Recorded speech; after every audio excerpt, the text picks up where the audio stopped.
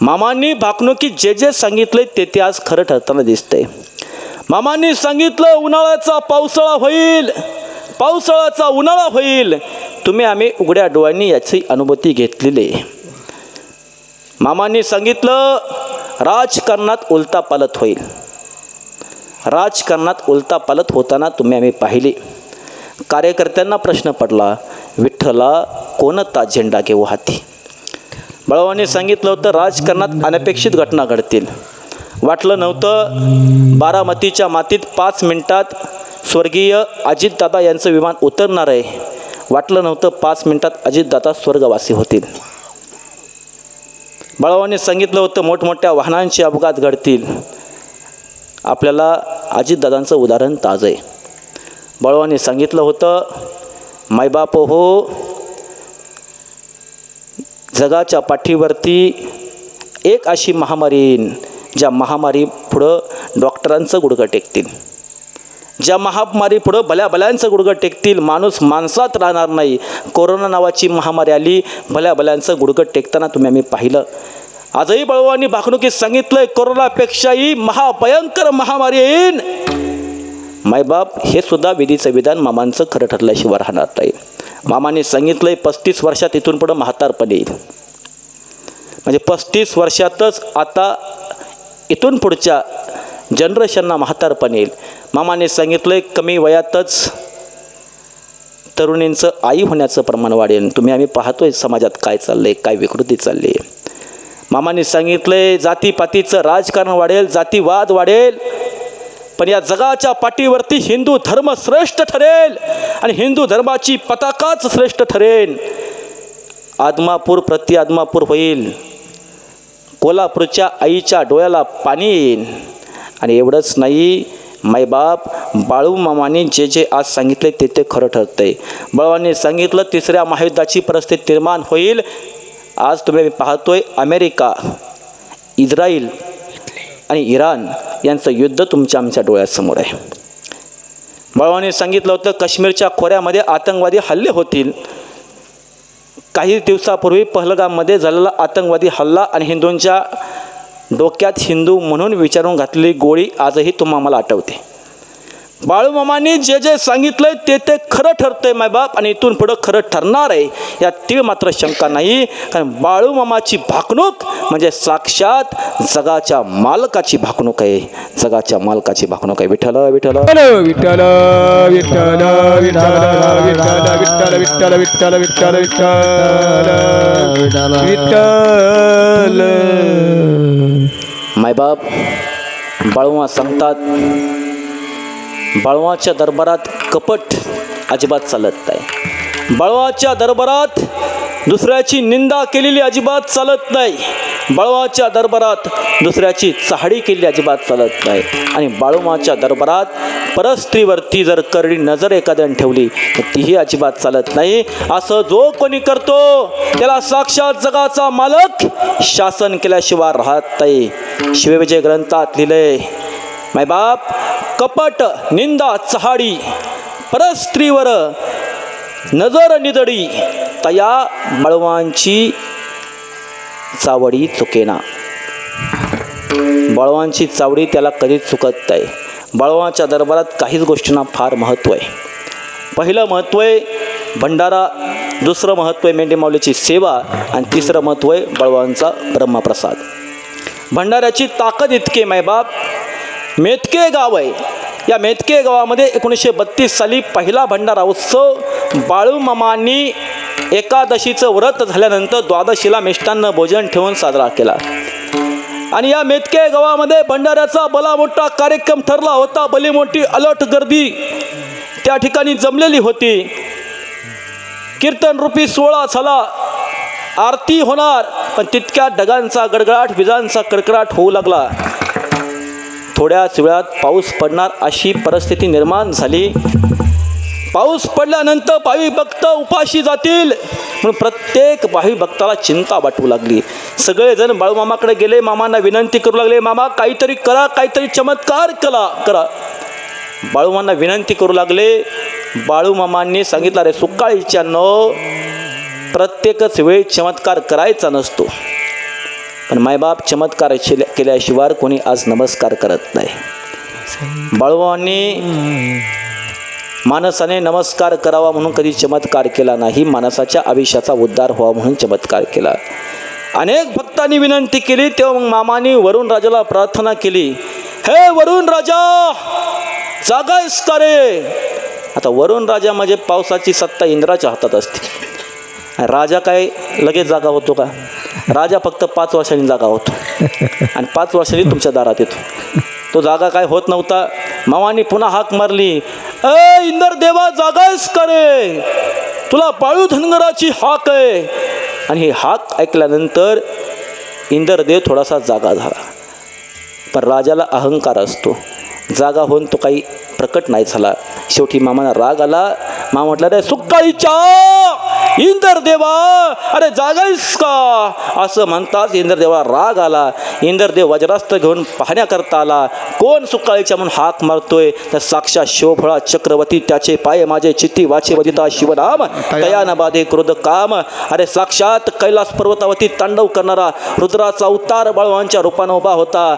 इंद्रदेवाच्या हातातलं वज्रास्त्र गळालं, हात आपोआप जोडले गेले आणि विचारणा झाली, मामा काय आदेश आहे. मामांनी सांगितलं, तुला पडायचंय तोपर्यंत पड, त्याला माझा विरोध नाही, पण तुझ्या पावसाचा एकही थेंब मेतके गावात पडता कामा नये. मायबाप मेतके गावामध्ये भंडारा उत्सव चालू होता. भाविक भक्त आनंदाने आरती करून भोजनासाठी बसले, महाप्रसाद घेतला आणि सुखरूप घरी पोहोचले. तोपर्यंत मेतके गावामध्ये पावसाचा एकही थेंब पडला नाही. पावसावरती सत्ता गाजवणारा जगाच्या पाठीवरचा बाप माणूस म्हणजे ब्रह्मांडनायक विश्वनायक सद्गुरू संत बाळूमामा होय. विठ्ठल विठ्ठल विठ्ठल विठ्ठल विठ्ठल. मायबाप हो, बाळूमामांनी पावसावरती सत्ता गाजवली, बाळूमामांनी अग्नीवरती सत्ता गाजवली, बाळूमामांनी पृथ्वी तलावरती सत्ता गाजवली. आमच्या इथल्या माणसानं साधी ग्रामपंचायतवरती सत्ता गाजवली तरी छाती काढून चालतंय. पण जगाच्या मालकाची सत्ता पृथ्वी तलावरती होती.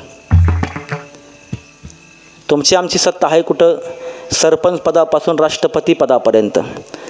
ग्रामपंचायत झाली की पंचायत समिती झाली की जिल्हा परिषद झाली की विधान परिषद झाली, विधान परिषद झाली की लोकसभा, राज्यसभा, इथपर्यंत तुमची आमची सत्ता इथं स्टॉप. पण जगाच्या मालकाची सत्ता पृथ्वी तलावरती होती. मामांच्या आरतीमध्ये सुद्धा लिहिलंय, पृथ्वी तलावर मामांची सत्ता, देती वचन आपुले अभक्ता. साक्षात जगाच्या मालकाची सत्ता पृथ्वी तलावरती होती. विठ्ठल विठ्ठल विठ्ठल विठ्ठल विठ्ठल विठ्ठल. अरे बाळूमामा म्हणजे खैराचा इंगळ आहे माय बाप. बाळूमामा म्हणजे खैराचा इंगळ आहे. बाळूमामा ज्याला हाय त्यालाच हाय आणि बाळूमामा ज्याला नाय त्याला अजिबात नाही. बाळूमामा म्हणतात, अरे जोपर्यंत इथली सजीव झाडं उभ्यानं पेटत नाहीत ना, तोपर्यंत समजायचं या जगात बाळू धनगर हाय. आणि ज्या दिवशी इथली सजीव झाडं उभ्यानं पेटतील ना, तेव्हा समजायचं या जगात बाळू धनगर नाही.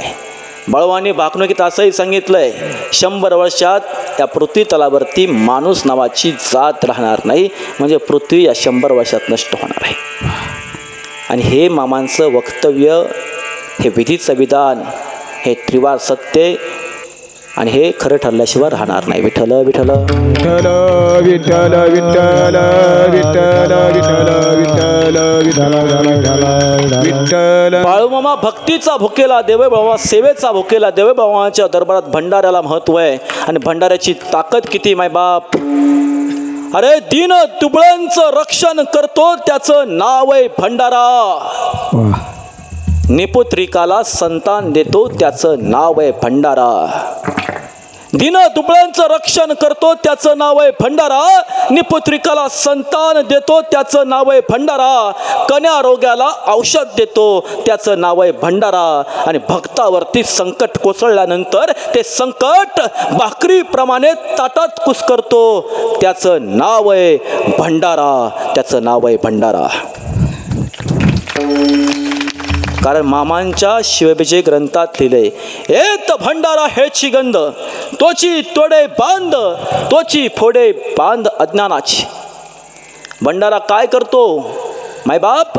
भंडारा अज्ञानाचं बांध तोडतो. भंडारा काय करतो? तुमच्या आमच्या आयुष्यातलं दैन्य दुःख समस्या दूर करतो मायबाप. पट्टण कडोलीचे हरिभक्त परायण नारायण महाराज गोंधळी यांचा गेलेला आवाज भंडाऱ्यामुळं परत आला. बलवंतराय मगदूम बाळामामांचा निस्सीम भक्त, गेलेलं ऐश्वर्य, घरात आलं दैन्य दुःख रोग राई, सर्व काही भंडाऱ्यानं दूर झाली. मायबाप ऐकायचा दृष्टांत भंडाऱ्याची ताकद काय? तर ऐका मायबाप. ज्यावेळेस कर्नाटकमध्ये पावसाळा असतो त्यावेळेस महाराष्ट्रात उन्हाळा असतो बायबाप. तेव्हा बाळूमामा इकडं महाराष्ट्रात पावसाळा सुरू झाल्यानंतर कर्नाटकमध्ये बकरी घेऊन जायचे आणि कर्नाटकमधील तिगडी गावामध्ये बकरी घेऊन जायची होती. तिगडी गावात जात असताना घटप्रभा नदी आडवी आली. घटप्रभा नदी धो धो धो धो वाहत होती, दुतडी भरून वाहत होती. नदी पार कशी करायची? पुण्याप्पा शिनगारे मामांसोबत होते. पुण्याप्पा शिनगारे म्हणू लागले, ओ मामा, अहो लय चमत्कार दाखवता, दाखवा की एखादा चमत्कार. पुण्याप्पा हिणवू लागला मामांना, मामा नदीच्या पल्यावर जायचंय, वाघरा ठोकायच्यात. मामा सूर्यनारायण डोंगराच्या पलीकडे चाललाय, काहीतरी चमत्कार करा. मामा म्हटले, अरे सुकाळीच्या पुण्याप्पा थोडं थांबशील का? मामांनी थांबण्याचा आदेश दिला. नदीच्या कडेला असताना नावाड्याला मामांनी बोलावलं, ए नावाड्या, अरे माझी लेकरं या नदीच्या पल्याड न्यायच्यात. नावाड्यानं सांगितलं, मामा लेकरं तर नदीच्या पल्याड नेईल, पण त्याकरता पैका लागेल. मामाने सांगितलं, अरे सुकाळीच्या नावाड्या, जितका पैका लागेल तितका पैका देतो. माझी मेंढी मौली तू नदीच्या पल्याड घेऊन चल. नावाड्यानं पैसे ठरवून घेतलं. संताचं सुद्धा माणसांनी ठरवून घेतलंय, लक्षात घ्या. नावाड्यानं जगाच्या मालकाचं ठरवून घेतलं आणि मालकाची मेंढरं नावं टाकली आणि नाव नदीच्या पल्याड नेली. 1 खंडी मेंढर नेली, 2 खंडी नेली, 3 खंडी नेली, 4 खंडी नेली. आणि 4 खंडी नेल्यानंतर नावाड्याला दुर्बोधी सुचली. नावाडी म्हटला, एवढी खंडी नेली तरी काय कुणाला कळलंय का? नाही कळलं. मग आता एक काम करावं, अरे काही मेंढर नदी ढकलावीत, पलीकडे आपले सवंगडी उभे, सवंगड्यांना सांगावं संध्याकाळी 31 डिसेंबरची पार्टी साजरी करू. आणि सवंगड्यांना खुणावलं. काही मेंढरं पाण्यात ढकलली, मेंढरं ओरडायला लागली. मेंढक्या बांधवांना समजलं. मेंढक्या बांधवांनी पोहून पोहून मेंढरं बाजूला काढली आणि मामांपर्यंत ही बातमी समजली. मामांच्या तळपायच्या मस्तकाला गेली. अरे मेंढी माऊली म्हणजे मामा करता लेकरू होतं. एखादी मेंढी माऊली आजारी पडली तर मामा तिला स्वतःच्या कुशीत घेऊन झोपायचे. अरे एखाद्या समाजकंटकाने मेंढीच्या पाठीवरती मारलं तर मामाच्या पाठीवरती वळ उठायचा. मेंढी माऊलीवरती अफाट प्रेम करणारा जगाच्या पाठीवरचा संत म्हणजे बाळूमामा होते. आणि मामांनी मायबाप हो गर्जना केली, ए नावाड्या सुकाळीच्या तुला दुर्बुद्धी सुचली असं म्हणताच नावाड्याची नाव पहिलं तीरावरती जाताच काही मेंढ्यांनी उड्या मारल्या आणि नावाड्याची नाव पलटी झाली. नावाड्याचा हात नावाखाली सापडला. नावाडी रक्ताने बंबाळ झाला. नावाडी विवळू लागला मायबाप आणि मामांना माफी मागू लागला. पण संताकडं दया असते, क्षमा असते, शांती असते. मामांनी मोठ्या मनानं माफ केलं. अर्धी मेंढरं इकडं, अर्धी मेंढरं तिकडं. पुन्हा हिनवू लागला, मामा काहीतरी चमत्कार करा. अर्धी मेंढरं इकडं, अर्धी मेंढरं तिकडं. मामा वाड्यावरती जायचंय, वाघरा ठोकायच्यात. मामांनी साक्षात मायबाप होत जगाची मालकीन असणारी गंगूमाई, या गंगूमाईला विनंती केली, ए गंगामाई, अगं बाळू धनगराची तुला हाक आहे. आणि घटप्रभा नदीतील ते गंगामाई प्रकट झाली लेकराची हाक ऐकली आणि बाळूमामाने सांगितलं, मला नदीच्या पल्याड जाण्याकरता माझी मेंढी माऊली नेण्याकरता मदत कर. साक्षात बाळूमामांनी त्या ठिकाणी गंगामाई म्हटली, अरे बाळू, तुझ्यापाशी असणारा भंडारा ही सगळ्यात मोठी ताकद आहे. तो भंडारा फक्त या पाण्यात टाक, आपोआप माझी वाहणारी ही पाण्याची नदी आपोआप दुबंगेल आणि तुला वाट देईल. बाळूमामांनी भंडारा पाण्यात टाकला. मायबापो, वाहणारी नदी दुबंगली, मधून वाट तयार झाली आणि वाट तयार झाल्यानंतर जगाच्या मालक व मेंढी माऊली त्या वाटेनं नदीच्या पल्याड गेली. वाहत्या पाण्यावरती सत्ता गाजवणारा जगाच्या पाठीवरचा संत म्हणजे बाळूमामा. विठ्ठल विठ्ठल विठ्ठल विठ्ठल विठ्ठल विठ्ठल विठ्ठल विठ्ठल विठ्ठल विठ्ठल विठ्ठल. अनेक संतांनी कीर्तनाच्या माध्यमातून इथला समाज जागृत केला. अनेक संतांनी बारोडाच्या माध्यमातून इथला समाज जागृत केला. अनेक संतांनी प्रवचनाच्या माध्यमातून इथला समाज जागृत केला. अनेक संतांनी भजनाच्या माध्यमातून इथला समाज जागृत केला. पण जगाच्या पाठीवरचा असा एकमेव संत आहे, त्या संतानं सांगितलं, होंड्या माळावरती जत्रा भरते एकच भगवंत आणि बाळूमामाची मेंढरं आली तुझ्या गावात. असं म्हणत म्हणत चंद्रभागेच्या काठावरती उभा असणाऱ्या परमात्मा पांडुरंगाला सुद्धा होंड्या माळावरती बोलवणारा जगाच्या पाठीवरचा थोर संत म्हणजे ब्रह्मांड नायक विश्वनायक सद्गुरू संत बाळूमामा होय. बोला विठ्ठल बीर देव राम हो रामा आत्मापुरात बाळू मामा. विठ्ठल बीर देव राम हो रामा आत्मापुरात बाळू मामा. विठ्ठल बीर देव मामा व मामा आत्मापुरात बाळू मामा. विठ्ठल बीर देव राम हो मामा आत्मापुरात बाळू मामा. विठ्ठल बीर देव राम हो रामा बावकलवाडीत बाळू मामा. विठ्ठल बीर देव राम हो रामा बावकलवाडीत बाळू मामा. विठ्ठल बीर देव राम हो रामा बावकलवाडीत मामा. विठ्ठल बीर देव राम हो रामा बावकलवाडीत बाळू मामा. बोला विठ्ठल बिरदेव रामा हो रामा आत्मापुरात बाळूमामा.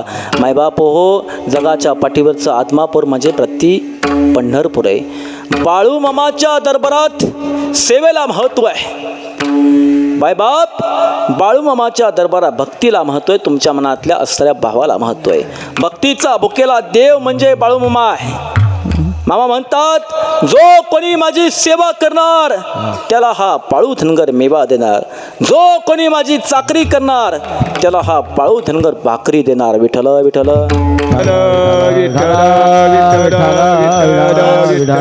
मामा तुमच्या आमच्या करता माय झाले, बाप झाले, कृपावंत झाले. अभंगाचं पहिलं चरण.